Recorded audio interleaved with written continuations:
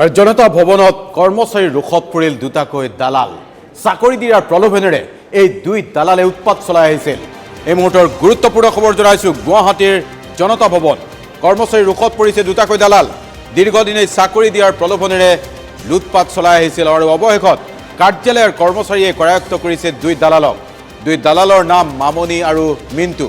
দুয়োকে দিছপুৰ আৰক্ষীক গতাই দিছে কাৰ্যালয়ৰ কৰ্মচাৰীয়ে আৰু সম্প্ৰতি দিছপুৰ আৰক্ষীয়ে জেৰা অব্যাহত ৰাখিছে দুই দালালৰ।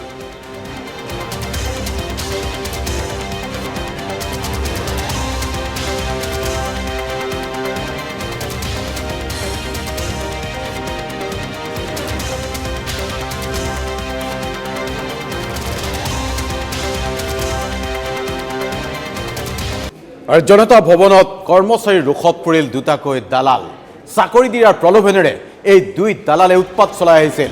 এই মুহূৰ্তৰ গুৰুত্বপূৰ্ণ খবৰ জনাইছো গুৱাহাটীৰ জনতা ভৱন কৰ্মচাৰীৰ ৰোষত পৰিছে দুটাকৈ দালাল দীৰ্ঘদিনে চাকৰি দিয়াৰ প্ৰলোভনেৰে লুটপাত চলাই আহিছিল আৰু অৱশেষত কাৰ্যালয়ৰ কৰ্মচাৰীয়ে কৰায়ত্ব কৰিছে দুই দালালক। দুই দালালৰ নাম মামনি আৰু মিণ্টু। দুয়োকে দিছপুৰ আৰক্ষীক গতাই দিছে কাৰ্যালয়ৰ কৰ্মচাৰীয়ে আৰু সম্প্ৰতি দিছপুৰ আৰক্ষীয়ে জেৰা অব্যাহত ৰাখিছে দুই দালালৰ।